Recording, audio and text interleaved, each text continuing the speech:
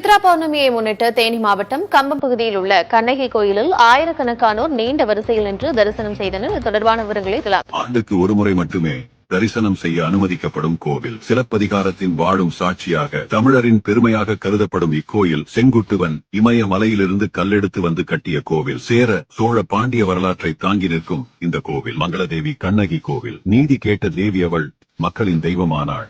இக்கோயில் தமிழ்நாடு கேரளா எல்லைப் பகுதியில் உள்ள தேனி மாவட்டம் கூடலூர் வனப்பகுதியில் பழியன்குடி கிராமத்திலிருந்து சுமார் 14 கிலோமீட்டர் தொலைவிலும் அமைந்துள்ளது. இது கடல் மட்டத்திலிருந்து சுமார் 5000 மீட்டர் உயரத்தில் உள்ளது. வெகுண்டெழுந்த கண்ணகி சினத்தில் மதுரை நகரை தீயிட்டு எரிக்கிறார். பின்னர் 14 நாட்கள் நடந்து நீதி கேட்டு வந்த கண்ணகி தனது மற்றொரு சிலம்பை காட்டி நிரூபித்து காட்டுகிறாள். தவறான தீர்ப்பை வழங்கியதற்காக பாண்டிய மன்னன் நெடுஞ்செழியன் அரியணையில் இருந்தபடியே மாண்டு போகிறான். பாண்டியனையும் மதுரையையும் அழித்துவிட்டு கணவனை இழந்த கண்ணகி தன்னந்தனியாய் மாமதுரையை விட்டு புறப்படுகிறாள். அதன் பின்னர் மேற்கு நோக்கி நடக்கிறார். அவ்வாறு நடந்தவள் சுருளிமலை தாழ்வாரம் தொடராம் விண்ணேற்றி பாறையிலிருந்து கண்ணகி கோவலனுடன் சென்ற காட்சியை பார்த்த வடியர் பழங்குடி மக்கள் சேரமன்னன் செங்குட்டுவனிடம் இக்கதையை சொல்ல அவன் கண்ணகியை சிறப்பிக்க இமய மலையிலிருந்து கல்லெடுத்து வந்து கோவில் கட்டியதாக சொல்லப்படுகிறது. இந்த கண்ணகி கோவிலின் முகப்பு வாயில் மதுரையை நோக்கியே அமைந்துள்ளது. ஒவ்வொரு ஆண்டும் சித்திரை மாதம் வரும் சித்திரை முழுநிலவு தினத்தன்று இந்த மங்களதேவி கண்ணகி கோயிலில் தமிழ்நாட்டைச் சேர்ந்த பக்தர்கள் சிறப்பு வழிபாடுகள் செய்து வருகின்றனர்.